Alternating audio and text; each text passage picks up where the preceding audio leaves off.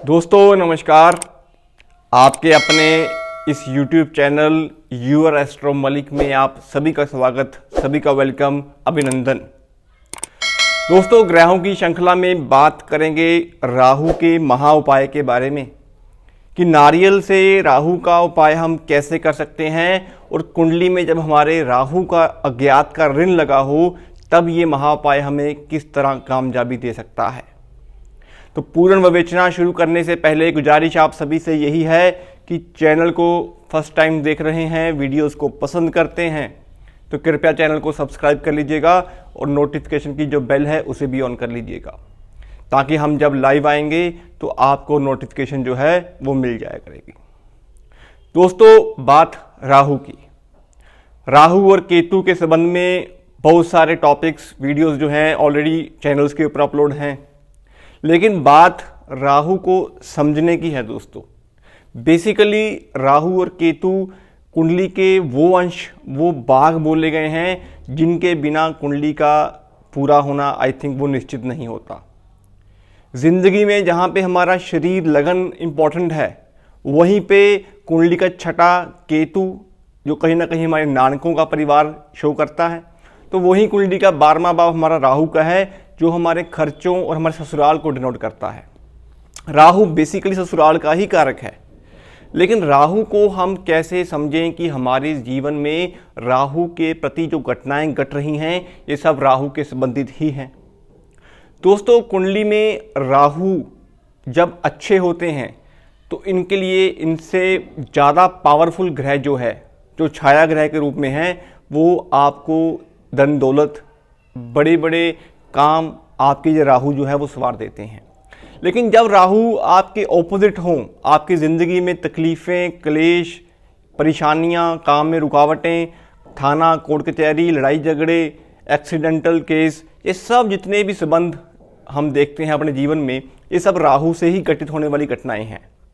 लेकिन राहु को आपको समझने से पहले कि राहु खुराफात जो बिजली है, जो आपके दिमाग में 24 घंटे जो विचार, जो चलने वाले कॉन्टिन्यूस विचार होते हैं, वो विचारों की संज्ञा राहु है, क्योंकि बुद्ध की बुद्धि में राहु का ही समावेश चलता है।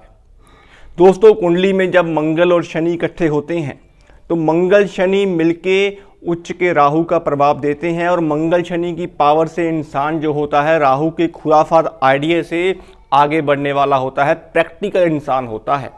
धर्म के ऊपर इतना विश्वास ना करके वो अपने काम को कर्म मान के चलने वाला इंसान होता है जब मंगल और शनि इकट्ठे होते हैं, प्रॉपर डिसिप्लिन से काम आगे बढ़ने वाला। वहीं अगर हम राहु की बात करें तो बुरे भावों में, बुरे संज्ञा में जब कुंडली में मंगल बद्ध होता है, मंगल बद्ध में काफ़ी वीडियोस हमारे इस चैनल के ऊपर अपलोड हैं, आप देख सकते हैं। लेकिन जब कभी कुंडली में मंगल जो राहु को कंट्रोल करते हैं महावत के रूप में, जब कुंडली में मंगल बद्ध बन रहा हो, मंगल खुद खराब हो रहे हों, तो राहु का भूचाल जो होता है दोस्तों वो रुकने का नाम नहीं लेता। आपके घर में लड़ाई झगड़ों को लेके, फसाद को लेके, खुशी के मौकों को गम में बदलने की जो पावर होती है, ये मंगल बद्ध का बुरा रूप राहु का है। दोस्तों कुंडली में जब मंगल और बुध इकट्ठे होते हैं तो यहाँ भी जब मंगल बद्ध है, लेकिन मंगल और बुध इकट्ठे मिलकर ये शनि का रूप बनते हैं और बनते फिर राहु हैं। तो इस संज्ञा को भी कुंडली में देखना उतना ही जरूरी है। दोस्तों आपके घर का अगर मकान दक्षिण मुखी हो, आपके घर की मकान की जो दहलीज है उसके नीचे से गंदा पानी निकलता हो, आपके घर की नालियाँ जो जितने भी ब्लॉक्स होती हों, या घर की नालियाँ आपकी ब्लॉक्स हो जाती हों, तो और बाथरूम जो बेसिकली प्योर कारक है राहु का, अगर उसमें पानी की लीकेज या फिर कली का टूट जाना, या फिर आपके जो टैप्स हैं उसमें से पानी लीक करना, या फिर आपकी प्रॉपर जो सीट होती है शौचालय की वो खराब हो जाना, ये संकेत होते हैं कि कुंडली में राहु आपके खराब हैं, जीवन में कोई भूचाल आने वाला है। घर में इलेक्ट्रॉनिक आइटम्स, चाहे वो आपका फ्रिज हो, पखे हों, ट्यूब्स हों, मोबाइल्स हो, ऐसी कोई भी चीज़ जो आपके घर में है अगर वो खराब हो रही है, बार बार खराब हो रही है, तो समझिए राहु खराब है। दोस्तों कुंडली में राहु को समझने के लिए आपको मंगल को भी अच्छा रखना जरूरी होता है, क्योंकि मंगल ही राहु को कंट्रोल करते हैं।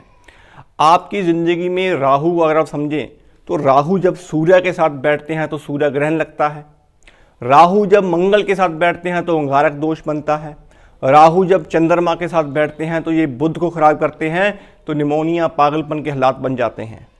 दोस्तों राहु जब शुक्र के साथ बैठते हैं तो ये करैक्टर को दाग लगा देते हैं। राहु जब शनि के साथ बैठते हैं तो ये योगियों में अलंकार तो बनता है, लेकिन कहीं ना कहीं शनि कर्म जो है उसमें भी प्रॉब्लम्स आपको देते हैं। राहु जब केतु संग आपस में मिलते हैं तो ये शुक्र का निर्माण करते हैं, जो फिर आपकी गृहस्थी है, आपका करैक्टर है। दोस्तों राहु जब बृहस्पति से मिलते हैं तो गुरु चंडाल योग बनता है, बृहस्पति के फलों में कमी देते हैं। तो इस तरह ये छाया ग्रह जब किसी भी ग्रह के साथ बैठते हैं तो लाजमी उन ग्रहों की जो पावर है, जो तासीर है, उनमें वो कमी दे देते हैं। तो इसीलिए कुंडली में राहु को अच्छा रखना बड़ा ज़रूरी होता है।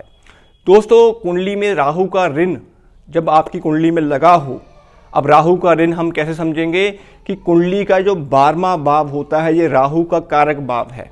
राहु का पूर्ण अधिपति इस घर में होता है, और राहु के घर में जब राहु के दुश्मन ग्रह सूर्य, चंद्र या फिर कहीं ना कहीं मंगल या शुक्र आप देखेंगे तो 12वें भाव में जब सूर्य, चंद्र या शुक्र बैठे होंगे तो राहु कुंडली में कहीं ना कहीं राहु का अज्ञात का ऋण लगा होगा।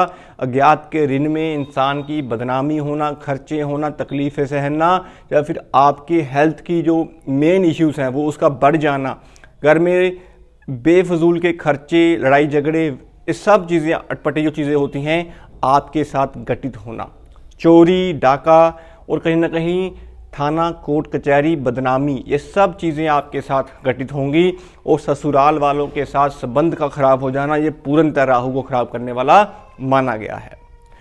ये चीज़ें कब होंगी दोस्तों अगर आपको राहु की महादशा लगी हुई है, और राहु की महादशा लगी हुई है और राहु के ही 12वें भाव में ये तीनों ग्रह में से कोई भी ग्रह बैठा हो, चाहे वो सूर्य हो, चाहे वो चंद्र हो, चाहे फिर वो शुक्र ग्रह हो, तो आप यकीन मानिए राहु की महादशा में आपको इन तीनों ग्रहों के जो कारक चीज़ें होंगी उनमें समस्याएं देखने को मिलेंगी।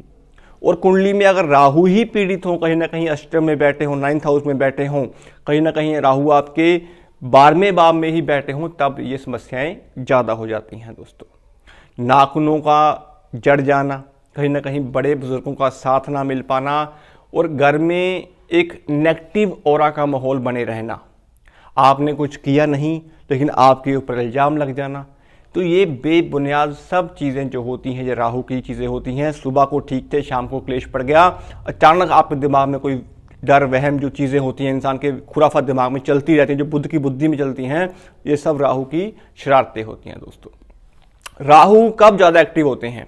जब आपके 12वें भाव की जो छत बोली गई है वहाँ पे आपने दुश्मन ग्रहों की चीज़ों को प्लेस किया हो, या फिर छत के ऊपर राहु का ही कबाड़, कहीं ना कहीं जो लोहा, जंग लगा लोहा हो, लकड़ी हो, खोटे सिक्के हों, गड़े पड़े हों, कहीं ना कहीं पीपल भी जो घर में जो उग जाता है वो छत के ऊपर, वो भी कहीं ना कहीं पित्त ऋण का ही असर होता है। तो ये सब चीज़ें आपके 12वें भाव में हो जाने के कारण, छत के ऊपर पड़ी होने के कारण आपको राहु की नेगेटिविटी देखने को मिलती है। तो सबसे पहले अपनी छत को पूरा साफ कर दीजिएगा। दूसरी चीज़ दोस्तों, अपनी किचन को हमेशा साफ़ सुथरा रखें, बर्तन मांज के रखें, और कोशिश ये करें कि जब भी आप खाना खाएं, चाहे वो सुबह की रोटी हो, चाहे वो शाम की रोटी हो, तो एक टाइम की रोटी आपको कम से कम किचन में बैठ के ही खानी चाहिए। इससे भी राहु का जो कंट्रोल होता है वो बन जाता है दोस्तों। और तीसरी चीज़, अपने शौचालय को, अपने घर के शौचालय को हमेशा साफ रखें, अच्छी खुशबूदार रखें और प्रॉपर मेंटेनेंस के साथ रखें। उनके दरवाजे, उनकी कली, उनके कलर सब अच्छे होने चाहिए। तो ये भी राहु को कहीं ना कहीं कंट्रोल करने का ही काम करता है। राहु बेसिकली दोस्तों चंद्रमा से शांत होते हैं और मंगल से कंट्रोल होते हैं। तो जब हम जल प्रवाह का कोई भी सामान करते हैं तो इट मीन्स कि हम राहु को चौथे भाव में ले जाके राहु को शांत कर रहे हैं, उसकी तासीर को चेंज कर रहे हैं। जब हम कोई चीज़ मंदिर में देते हैं तो इट मीन्स कि हम वो गुरु की शरण में दे रहे हैं, क्योंकि दूसरे भाव में कोई भी ग्रह जो होता है वो नेगेटिव नहीं होता, उच्च का बेशक हो, नीच का नहीं होता। तो इसी संदर्भ में राहु को खोटे सिक्के जब मंदिर में देते हैं तो वो उसका अलग उपाय बनता है, लेकिन चौथे भाव में चंद्रमा के साथ संग में कोई भी पापी ग्रह हो वो शांत हो जाता है। इसीलिए हम राहु की चीज़ें जब चौथे भाव में जल प्रवाह करते हैं तो चंद्रमा के फलों के कारण राहु शांत होते हैं। दोस्तों, आर्थिक समस्याओं के कारण, कर्जे के कारण, हेल्थ समस्याओं के कारण जब ये तकलीफ़ें आपके घर में बन चुकी हों, आपको लग रहा हो कि घर में ऐसा माहौल बना हुआ है कि पीड़ादायक माहौल है, हेल्थ भी खराब है, कर्जा भी बढ़ चुका है और घर में मन भी नहीं लगता, तो इस संज्ञा में आपको ड्राई नारियल लेना है। खोपे वाला नारियल बोल देते हैं उसको, मार्केट से आप ले लीजिएगा। ड्राई नारियल लेके उसको ऊपर से थोड़ा सा कट करना है। उसके अंदर आपने देसी घी, देसी बूरा खंड, तिलचौली, ये सब चीज़ें आपको मिक्स करनी है बेसिकली, और खसखस भी थोड़ी सी उसमें डालिएगा। और इन चीज़ों को लेके आप सह परिवार, जितने आपके घर के मेंबर हैं, चाहे वो 4 हैं, 6 हैं, 5 हैं, तो सभी का एक एक नारियल ले लीजिएगा। उससे आप किसी भी पीपल के नीचे दबा दें, यहाँ पे कीड़ियाँ हों, अच्छी खासी कीड़ियाँ हों, उनके लिए एक छोटा सा भोजन लंगर जो है आप ज़रूर कीजिए, शनिवार कीजिए। तो इससे आपकी जो मेजर समस्याएं हैं काफ़ी हद तक जो है वो कम हो जाएंगी। दूसरी कंडीशन में दोस्तों, अगर कुंडली में राहु का ऋण लगा है, राहु के 12वें भाव में ये तीनों ग्रह में से कोई भी ग्रह बैठा हुआ है, तो आपको यहाँ पे सह परिवार, जितने आपके घर के मेंबर हैं, चाहे वो 3 हैं, 4 हैं, 5 हैं, सह परिवार लेके आप सभी का एक एक नारियल लीजिएगा। अब नारियल आपने कौन सा लेना है? पानी वाला नारियल लेना है। पानी वाला जटा वाला जो नारियल होता है वो लेके सभी के हाथ लगवा के, या अलग से सभी का एक एक नारियल लेके, आपको बुधवार या फिर शनिवार इस दिन आपको पानी के अंदर जल प्रवाह करना है और परमात्मा से गुजारिश करनी है कि हमारे परिवार के ऊपर जितना भी जो राहु का ज्ञात का ऋण लगा हुआ है उससे हमें शांति मिले। दोस्तों, तो इस संदर्भ में भी अगर आप उपाय करेंगे, इस उपाय को आप बेसिकली किसी भी शनिवार को करें। अगर आपको लग रहा है कि थाना कोर्ट की तैयारी, लड़ाई झगड़े, फसाद, घर में नेगेटिविटी, माहौल, खर्चे, ये सब चीज़ें आप फेस कर रहे हैं, रुकावटें ज़्यादा फेस कर रहे हैं, तो आप इस कंडीशन में ये उपाय जो है वो कर सकते हैं। दोस्तों, बाकी लगन में राहु बैठे हैं तो आपको बेसिकली चंद्रमा जो है वो उसकी चैन, चांदी की चैन अपने गले में पहन के रखें। चांदी का स्क्योर पीस का टुकड़ा जिसे होता है, जो मंगल नेक बोला गया है, उसको भी अपने गले पे आप धारण कर सकते हैं। 9th हाउस में राहु बैठे हुए हैं तो यहाँ पे आप बृहस्पति को अच्छा रखेंगे, गोल्ड की चैन अपने गले में पहन के रखें। बाकी अलग अलग कंडीशंस में, वर्षफल में, गोचर में आपको जरूर देखना चाहिए कि राहु आपके कौन से भाव में गुजर रहे हैं।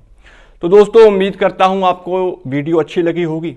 अगर वीडियो अच्छी लगी हो तो कृपया गुजारिश आपसे यही है कि चैनल को सब्सक्राइब कर लीजिएगा और नोटिफिकेशन की बेल को भी ऑन कर लीजिएगा।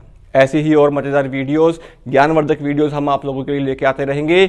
आज के लिए इतना ही, मिलते हैं अगली वीडियो में। शुभ रात्रि।